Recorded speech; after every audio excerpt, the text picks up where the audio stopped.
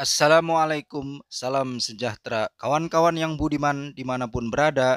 Channel Master Multipena kali ini menayangkan hasil kunjungan ke Museum Batik Indonesia. Video ini saya persembahkan dengan bangga buat kawan-kawan Master agar bisa mengenal lebih banyak tentang sejarah perbatikan di Nusantara. Museum Batik Indonesia merupakan salah satu museum yang ada di dalam kawasan Taman Mini Indonesia Indah atau TMII di Jakarta Timur. Wisatawan bisa mengunjunginya tanpa dipungut biaya. Buka mulai hari Selasa sampai hari Minggu, mulai jam 9 pagi sampai jam 3 sore. Sebagai guidance nih buat kawan-kawan, rutenya dari gedung parkir kita menuju halte mobil keliling jalur utara. Lalu turun di depan Taman Burung. Selanjutnya kita berjalan ke halte mobil keliling jalur selatan. Kemudian turun di depan Anjungan, Jawa Tengah. Berikutnya berjalan ke arah selatan menuju Museum Batik Indonesia. Lokasinya bersebelahan dengan Museum Serangga. Kawan-kawan, sekarang saya sudah berada nih di dalam gedung Museum Batik Indonesia. Ruangannya lumayan nyaman karena ber-AC. Penerangannya dibuat temaram, kesannya jadi tenang. Ornamen-ornamen batik terpasang di dinding museum. Pengunjung bisa menyaksikan dan menikmati sajian gambar dan foto yang lumayan banyak. Ternyata ada koleksi arca juga di sini saat saya masuk di bagian depan. Satu, arca Prajna Paramita. Dua, arca Durga Mahisa Sura Mardini. Di bagian tengah ruangan ada patung-patung manekin pria dan wanita yang memajang busana batik dalam boks kaca sebagai pelindung. Ma'a adalah kain yang dipakai sebagai pelengkap di berbagai upacara adat dan keagamaan di Tanah Toraja, Sulawesi Selatan. Sarita merupakan salah satu perlengkapan upacara adat di Toraja, dipakai dalam acara pernikahan atau kelahiran bayi. Simbut merupakan kain yang dibuat dari bubur ketan di Banten bagian selatan. Kain ini berperan penting dalam acara pernikahan. Saya mengutip dari situs Museum Batik.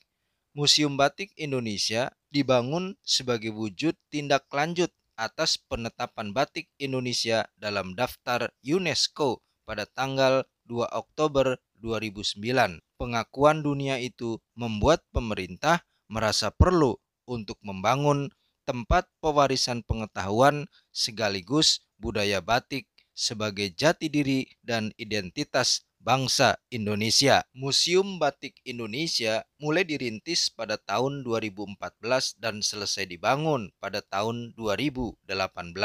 Secara arsitektural, bentuk denah bangunan Museum Batik Indonesia menyerupai lipatan kain. Pada bagian depan bangunan museum dihias dengan beberapa motif batik.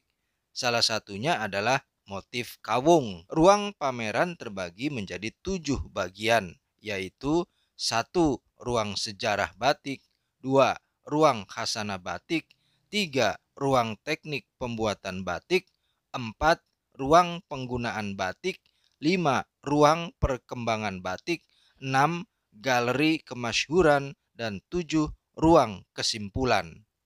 Sebelum saya lanjut, kawan-kawan yang baru pertama kali menyaksikan tayangan ini, saran saya ini saat yang tepat untuk subscribe dan like channel ini supaya video ini nggak keburu ketumpuk. Oke gengs, lanjut. Kawan-kawan, saya sekarang ada di ruangan yang menerangkan soal proses cara bikin batik tulis. Alat yang dipakai namanya canting tulis. Ada macam-macam ukurannya, ada macam-macam bentuk bagian cucuknya yang lancip.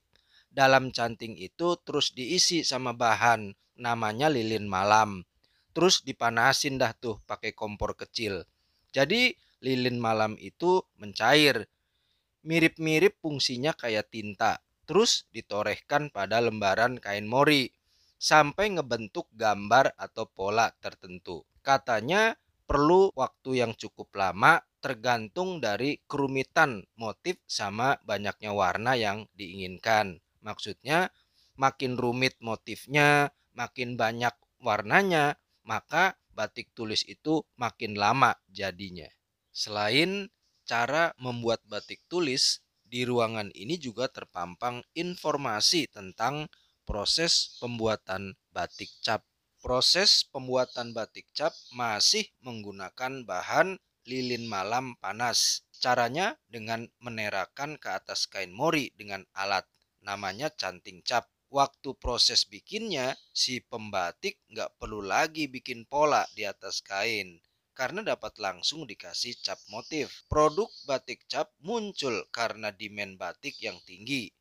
Teknik dengan canting cap memungkinkan produsen batik untuk memproduksi batik secara massal dalam waktu yang relatif lebih cepat. Salah satu aspek penting dalam proses pembuatan batik tulis maupun batik cap yaitu proses mewarnai kain.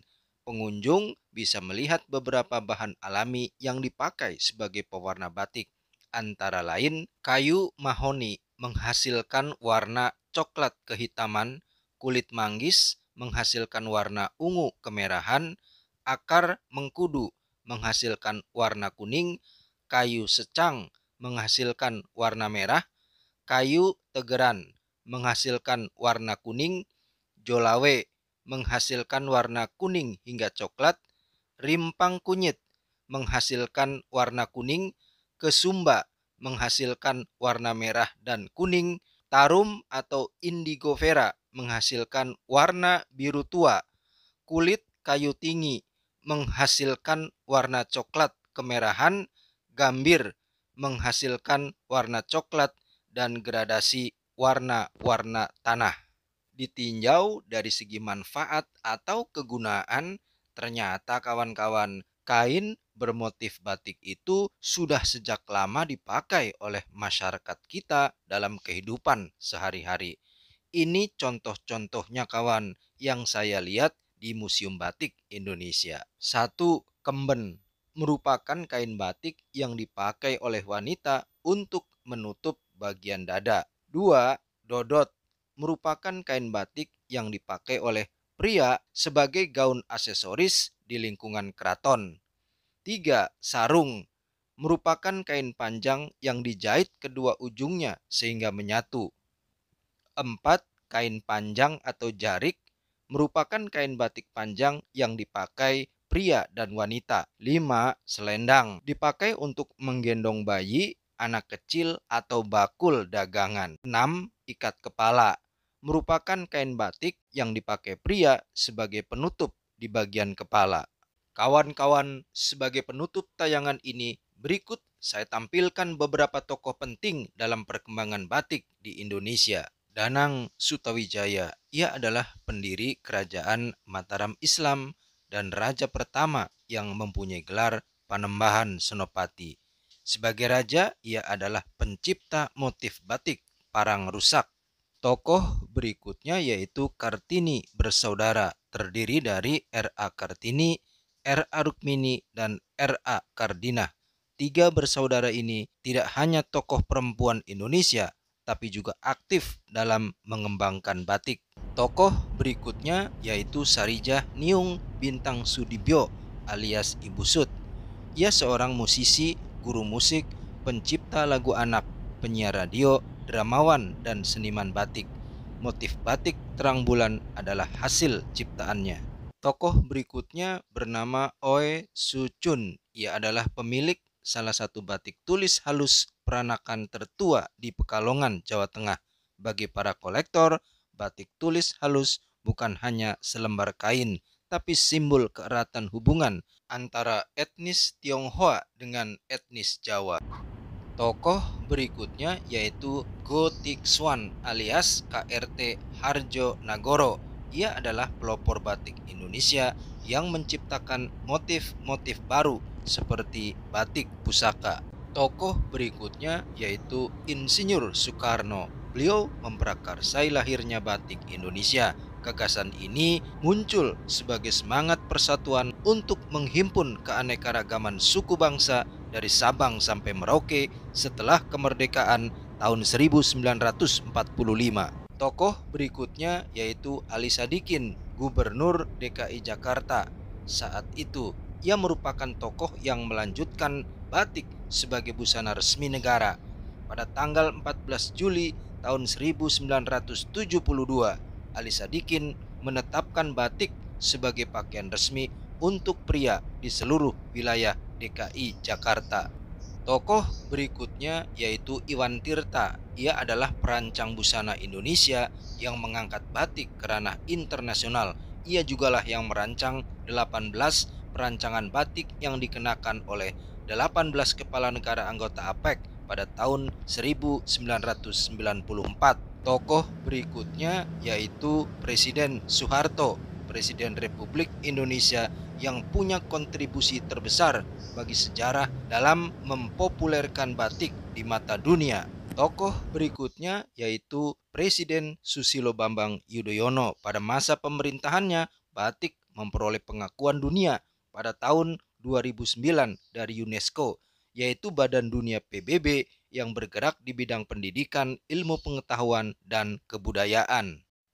Kawan-kawan master, sampai di sini pertemuan kita. Mudah-mudahan tayangan ini informatif. Terima kasih yang sudah subscribe, like, dan komen. Sampai jumpa. Assalamualaikum.